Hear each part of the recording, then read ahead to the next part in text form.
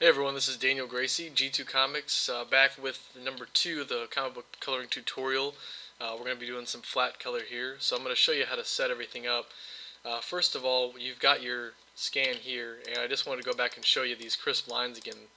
I keep saying this over and over and over. This is what you need. These crisp edges right here is what you need for flatting and for coloring your book. You want to make sure that everything lines up perfectly, pixel to pixel, so you have a smooth, crisp finish. Now, I'm going to show you what happens. We went over this a little bit last time with the scaling thing in part 1. If I scale this up just a little bit and I don't go back through and change everything that I did in part 1, this is what your lines are going to look like. See, a little blurry and fuzzy. You don't want that. So I'm just going to Control Z, go back on that. Now the first thing I want to do, most of the time when I set my file up here, I'll get these little blotchy lines. So it's an easy fix. I keep my black copy selected, and I'm going to go to Select, Load Selection, Black Copy, and then I'm just going to Control F5 and fill with black. And that gets rid of everything. I still have my crisp edges. So now I'm ready to start getting into doing some flat color here. Before you do that, you want to make sure you set up all your tools. Everything that you use for flat color is going to consist of your lasso tool, your pencil tool, not your brush tool, but your pencil tool, and your magic wand. So I'm going to start with my magic wand tool. I'm going to hit W. I'm going to make sure that everything is changed to the way I want it to get the crisp edges. So anti-alias is unchecked because anti-alias is going to give you the fuzzy lines. Tolerance is at 1 because I want to be able to select a single color and not colors that are similar to that one.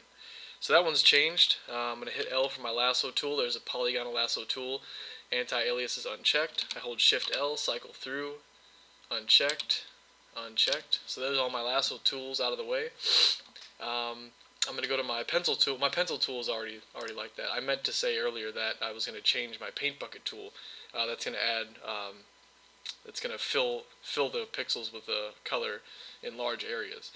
So my tolerance is at 1. Anti-alias or alias is unchecked, and I should be ready to go. I'm going to go ahead and save this as my workspace and check everything just to make sure that every time I open this workspace I've got all my tools set up. Okay, so I think we are ready to go. Flat color. It's the basis for everything that you're going to be doing with the modeling later on. So I'm going to start, I always start with the background and work to the foreground because you can fill large areas quickly if you work that way. So you kind of have to pick and choose which areas are coming closer to the viewer. So obviously I'm going to start in my CMYK channel. I'm going to leave, that's where I'm going to do all my coloring. It's going to end up in one layer. I'm going to use my marquee tool and I'm going to select the whole area. I'm going to find a decent color to fill it with here. Go with like a dark teal color. Shift F5, foreground color. So I've got that. What you want to do is try to stick with midtones. So if your background is going to consist of a lighter version of this and a darker version of this, then you want to stay with a mid-tone version. So now the second thing that I'm going to pick out is the sword because that's the second closest thing that's coming at me. So what I do is, there's a bunch of different ways to do this, but I like to get everything really nice and tight. I'll check my pencil tool here. Come on. Pencil tool. And I will select a color that I think I would like to do the sword in. Kind of a tannish color. And I'm just going to go in and fill everything in rather quickly. I'm going to do like a 50% overlay under my lines here. So you want to zoom in and get this nice and tight. You want to make sure that you don't have any anything going outside of the lines here or anything that's not hitting the edge of the inks. Like I said, about a 50% overlap is what you're going to want. So right now it's kind of a little light for this, so I'm just going to go ahead and move up a step and darken this just a little bit here so we can see what's going on. Okay. So, if I'm coloring around these edges and I accidentally go outside of here, really simple, I just hit Alt, get my eyedropper tool, hit that color, and just go back and paint it in. So you can easily correct your mistakes. Now, the trick to filling in a big area of color, which is why I told you to turn off the anti-alias on your paint bucket tool, is you can go all the way through, and you can overlap all these. This is what I'm saying about choosing the objects that are furthest away from you first, because you can go over this later on. Like I'm going to go over the hand later on, so I can paint right through the hand. It doesn't really matter right now because I'm just going to go right back on top of it with a different flat color for the glove. Okay, so I've got this area, I believe, sectioned off. No, I don't.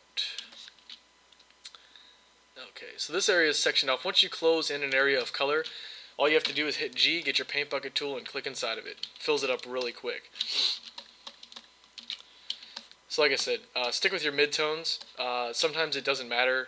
I mean, it really doesn't matter at all. You can go back and change everything around, but getting it as close as possible on your flat color the first time around makes everything go by a lot quicker, but you can change them easily.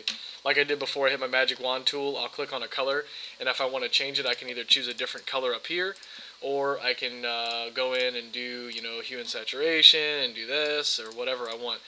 You can change all these colors really quickly by selecting it all with the magic wand tool. So I'm going to pause this right now, and I'm going to flat this thing up, and then I will return and show you how we set it up to start actually modeling the character and giving it a nice 3D presence, or as much of as we can.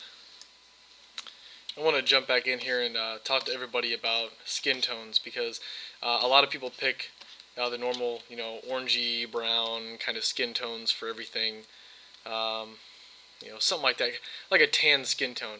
Well, you really don't want to do the tan skin tones with a lot of yellow in it. You want to go more of a red, even a little bit grayed out, because once you add your highlights and everything on top of it, those are the colors that are really going to come out and be your tan, golden, orangey colors that you want. So with the skin tone, and obviously that's where I'm at right now, because I have all my armor and everything else laid over my skin tone. So even the hair overlaps my face, the gloves overlap my skin, all these little metal pieces overlap the skin, so the skin is my next area of color that I want to work with. Right around here is where you want to be, and let me double check and make sure that looks okay. Something like this. Now, obviously this does not look anything like human skin tone. Well, it might a little bit. It's really, really dark, and it's a little on the red, kind of grayscale side. But once you add those orange colors and the lighter, kind of yellowy, a little bit pinkish colors on top, it's really going to bring this whole thing together. So you want something like this. Like I said, I'll show you the color that I'm using. I always put it around here. Now, I'm not exact every time. Sometimes I like to play around with it a little bit, but I pull it down to about where the orange meets the red, and I go about, I don't know, a third of the way over from the left, and about a third of the way up from the bottom, and pick that color right there.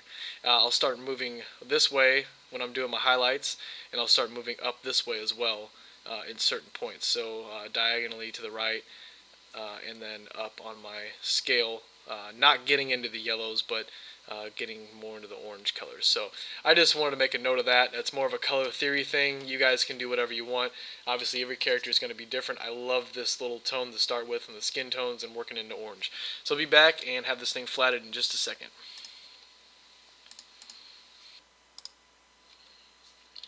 Okay, so sometimes you run into a little bit of a problem right here. I don't like this line right here.